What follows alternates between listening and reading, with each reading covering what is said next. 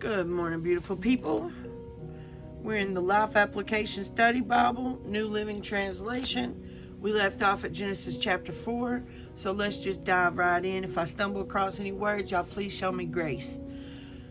Here we go. Now, Adam had sexual relations with his wife, Eve, and she became pregnant. When she gave birth to Cain, she said, "With the Lord's help, I have produced a man." Later, she gave birth to his brother and named him Abel. When they grew up, Abel became a shepherd while Cain cultivated the ground. When it was time for the harvest, Cain presented some of his crops as a gift to the Lord. Abel also brought a gift, the best portions of the firstborn lambs from his flock. The Lord accepted Abel and his gift, but he did not accept Cain and his gift. This made Cain very angry, and he looked dejected. "Why are you so angry?" the Lord asked Cain. "Why do you look so dejected? You will be accepted if you do what is right." You will be accepted if you do what is right. But if you refuse to do what is right, then watch out. Sin is crouching at the door, eager to control you, but you must subdue it and be its master. Y'all hear that? Sin is crouching at your door, eager to control you, but you must subdue it and be its master. This is in the very beginning of the Bible. God's telling us that we can subdue sin, that we can become sin's master. Sin is eager to control you. How many things in our life do we actually let control us? How many things take control of our time, our money, our mind? How many video games are you playing all day long that are controlling you, that you let irritate you or direct the rest of your day? What drug are you addicted to that is causing you to lose everything and leave behind the people who really love you? Are you addicted to a different sexual partner every day? Is sex something that is controlling you? Are you allowing it to? Because you can subdue it and you can be its master. Man, that's so powerful. One day Cain suggested to his brother, "Let's go out into the fields." And while they were in the field, Cain attacked his brother Abel and killed him. Afterward, the Lord asked Cain, "Where is your brother? Where's Abel?" "I don't know," Cain responded. "Am I my brother's guardian?" But the Lord said, "What have you done? Listen, your brother's blood cries out to me from the ground. Now you are cursed and banished from the ground which has swallowed your brother's blood. No longer will the ground yield good crops for you, no matter how hard you work. From now on, you will be a homeless wanderer on the earth." Cain replied to the Lord, "My punishment is too great for me to bear. You have banished me from the land and from your presence. You have made me a homeless wanderer. Anyone who finds me will kill me." The Lord replied, "No, for I will give a sevenfold punishment to anyone who kills you." Then the Lord put a mark on Cain to warn anyone who might try to kill him. So Cain left the Lord's presence and settled in the land of Nod, east of Eden. So me personally, I watched this movie the other day on Netflix, and it was about this man in Texas who was wrongly accused of burning his 3 little babies for burning them to death in his house, and he got convicted and sentenced to the death penalty. And his trial was really just a joke. and he actually was innocent, and he received the death penalty. And right as they were able to prove his innocence, he died at the hands of the law. Do y'all believe that when God said, I'll give a sevenfold punishment to anyone who kills you, do you believe that he still enforces that when it comes to like the death penalty? What are y'all's thoughts on that? I know I have my own personal thoughts, but I'd like to know what y'all's thoughts are on that. Anyways, so let's get back reading. The descendants of Cain. Cain had sexual relations with his wife, and she became pregnant and gave birth to Enoch. Then Cain founded a city which he named Enoch after his son. Enoch had a son named Irad. Irad became the father of Mehujael. Mehujael became the father of Methuselah. Methuselah became the father of Lamech. Lamech married two women. The first was named Ada, and the second was Zillah. Ada gave birth to Jabal, who was the first of those who raise livestock and live in tents. His brother's name was Jubal, the first of all who play the harp and flute. Lamech's other wife, Zillah, gave birth to a son named Tubal-Cain. He became an expert in forging tools of bronze and iron. Tubal-Cain had a sister named Naamah. One day, Lamech said to his wives, Ada and Zillah, hear my voice. Listen to me, you wives of Lamech. I have killed a man who attacked me, a young man who wounded me. If someone who kills Cain is punished 7 times, then the one who kills me will be punished 77 times. The birth of Seth.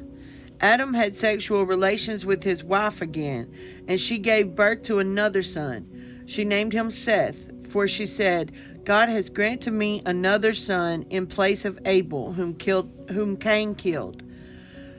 When Seth grew up, he had a son and named him Enosh. At that time, people first began to worship the Lord by name. Now, I'm sure, like me, a lot of y'all are probably wondering, like, what wives? If they were the first man and the first woman, and they had 2 sons, where did the other people come from?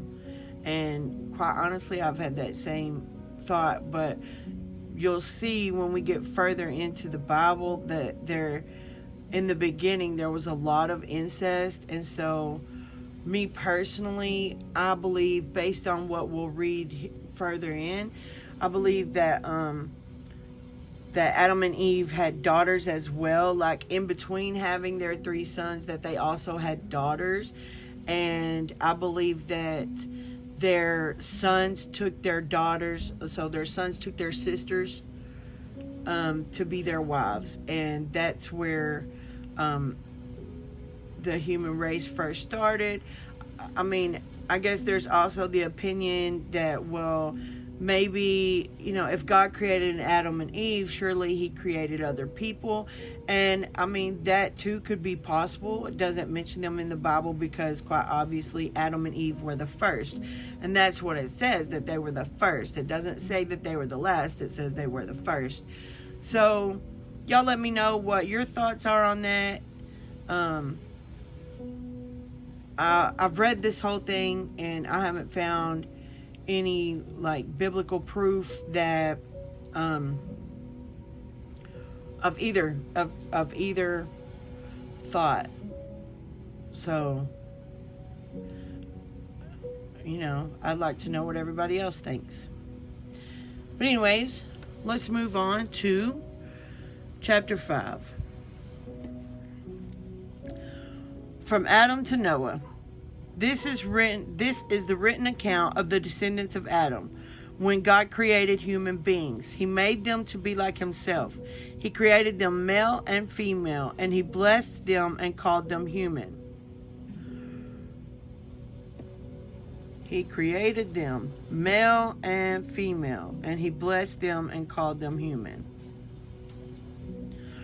When Adam was 130 years old, he became the father of a son who was just like him, in his very image. He named his son Seth.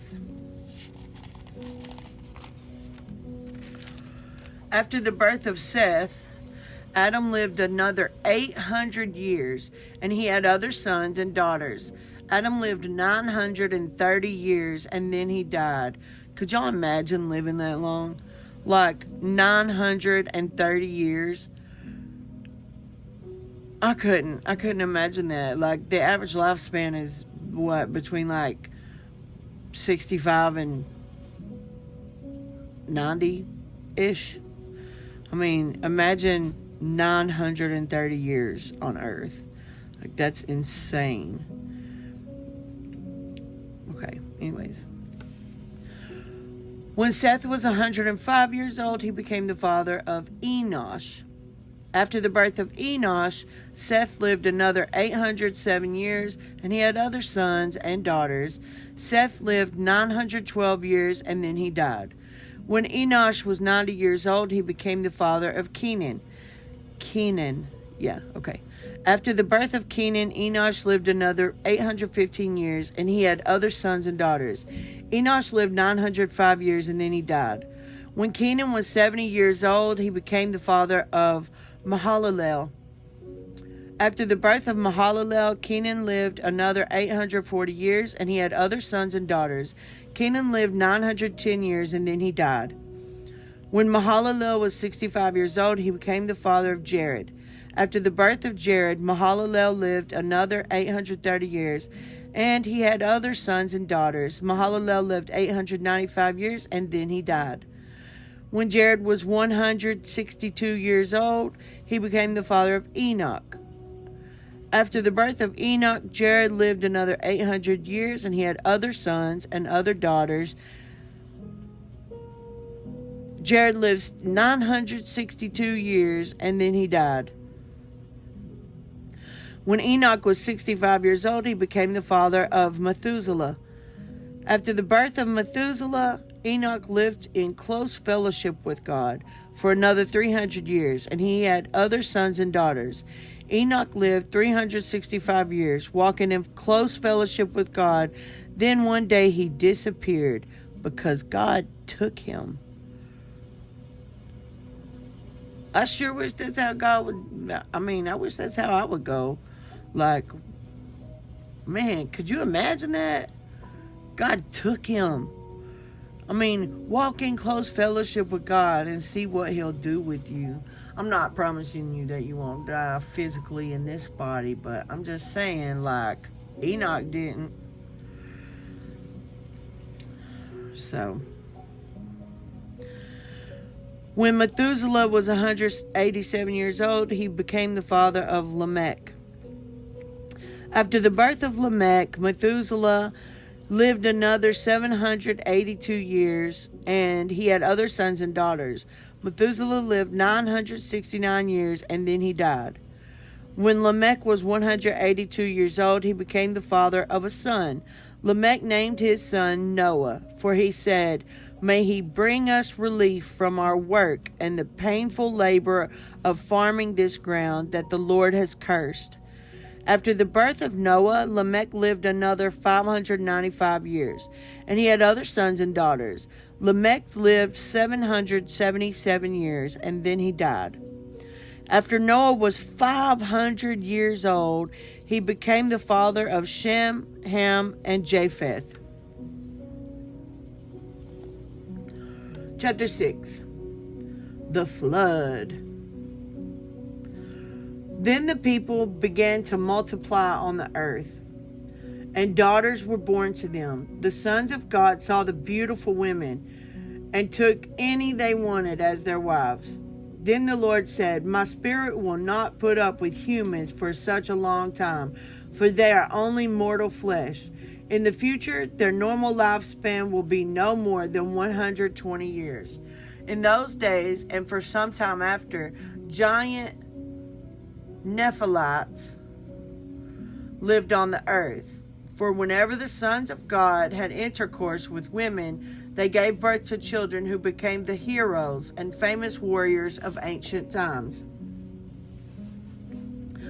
The Lord observed the extent of human wickedness on the earth, and he saw that everything they thought or imagined was constantly and totally evil. So the Lord was sorry he had ever made them and put them on the earth. It broke his heart. And the Lord said, I will wipe this human race I have created from the face of the earth. Yes, I will destroy every living thing, all the people, the large animals, the small animals that scurry along the ground, and even the birds of the sky. I'm sorry I ever made them. But Noah found favor with the Lord. The story of Noah. This is the account of Noah and his family. Noah was a righteous man, the only blameless person living on earth at the time, and he walked in close fellowship with God. Noah was the father of 3 sons, Shem, Ham, and Japheth. Now, God saw that the earth had become corrupt and was filled with violence.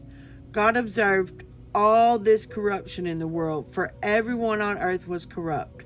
So God said to Noah, I have decided to destroy all living creatures, for they have filled the earth with violence. Yes, I will wipe them all out along the earth, along with the earth. Build a large boat from cypress wood and waterproof it with tar inside and out. Then construct decks and stalls throughout its interior. Make the boat 450 feet long, 75 feet wide, and 45 feet high. Leave an 18-inch opening below the roof for the roof all the way around the boat. Put the door on the side and build 3 decks inside the boat, lower, middle, and upper. Look, I'm about to cover the earth with a flood that will destroy every living thing that breathes. Everything on earth will die, but I will confirm my covenant with you. So enter the boat, you and your wife and your sons and their wives. Bring a pair of every kind of animal, a male and female, into the boat with you to keep them alive during the flood. Pairs of every kind of bird and every kind of animal and every kind of small animal, every kind of small animal that scurries along the ground will come to you to be kept alive. And be sure to take on board enough food for your family and for all the animals. Noah did everything exactly as God had commanded him. All right, and that's where we end on this part of our study today. Just mark that off.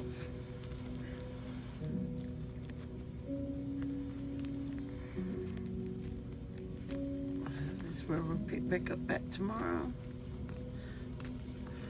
Now let's flip over here to Matthew chapter 2.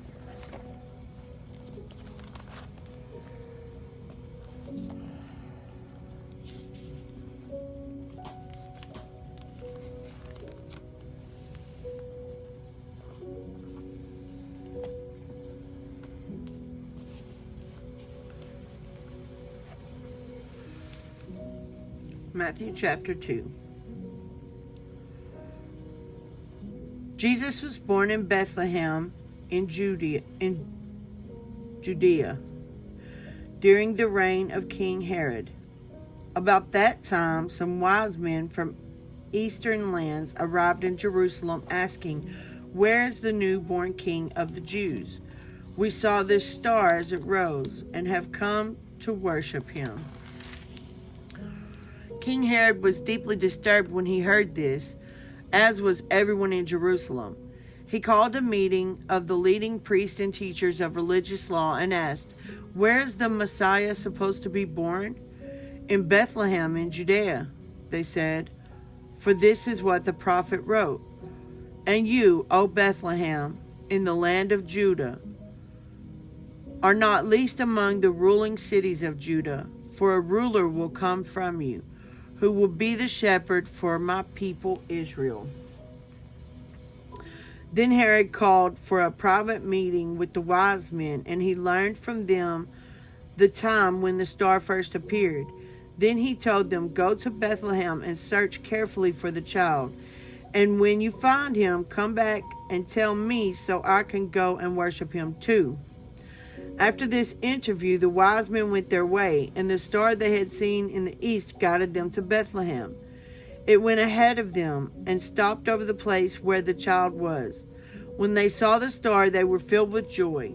They entered the house and saw the child with his mother, Mary, and they bowed down and worshipped him.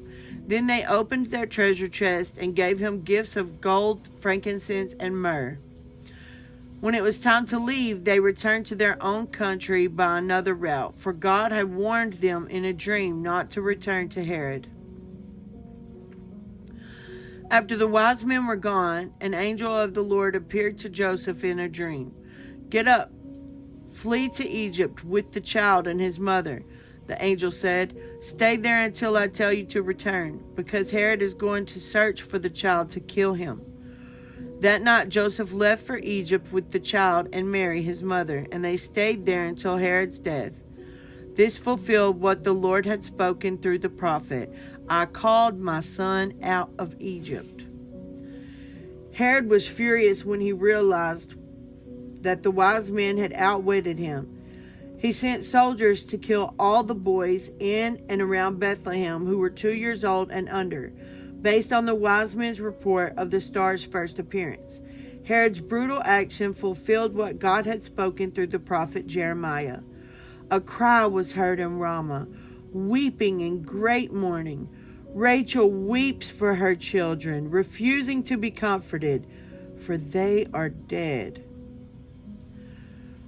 When Herod died, an angel of the Lord appeared in a dream to Joseph in Egypt. "Get up," the angel said, "and take the child and his mother back to the land of Israel, because those who were trying to kill the child are dead." So Joseph got up and returned to the land of Israel with Jesus and his mother. But when he learned that the new ruler of Judea was Herod's son, Archelaus, he was afraid to go there. Then, after being warned in a dream, he left for the region of Galilee. So the family went and lived in a town called Nazareth. This fulfilled what the prophets had said, he will be called a Nazarene. All right.